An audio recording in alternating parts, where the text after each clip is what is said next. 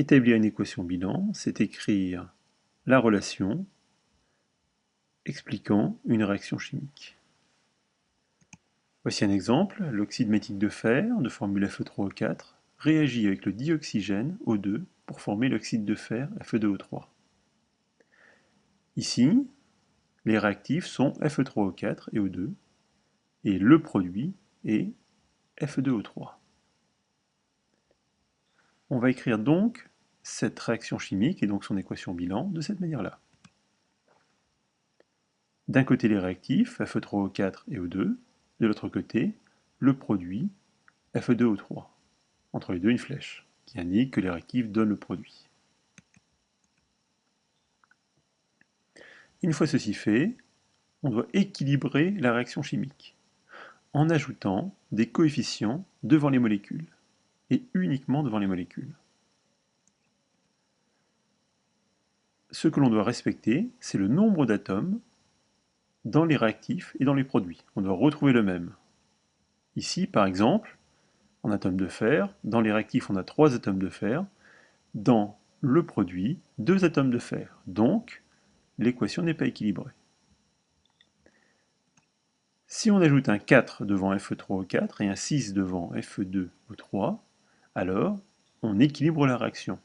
Effectivement, dans les réactifs, on a 12 atomes de fer, 4 fois 3, et 12 atomes de fer, 6 fois 2, dans les produits. Et en termes d'oxygène, on a en tout 18 atomes d'oxygène dans les réactifs et 18 atomes d'oxygène dans les produits. Votre réaction est équilibrée. Ces chiffres que l'on peut ajouter devant les molécules s'appellent des nombres stoichiométriques. Qu'est-ce qu'on n'a pas le droit de faire lors d'un équilibre de réaction chimique?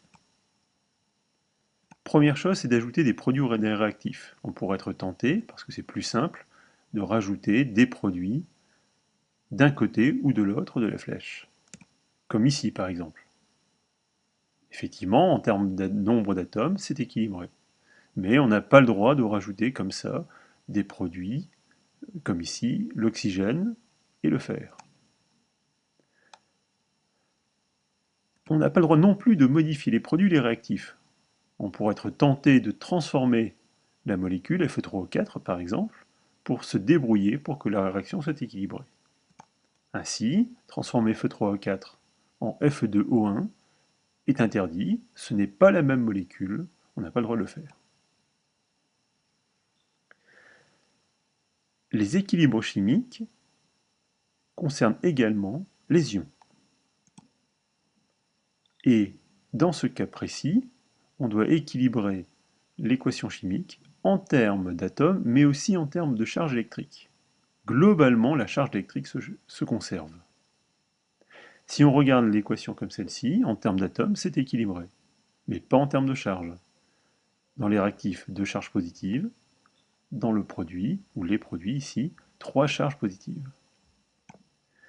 Si on rajoute un 3 devant Cu2+, on a 6 charges positives dans les réactifs, 6 charges positives dans les produits. C'est équilibré en termes de charge, mais pas en termes d'atomes.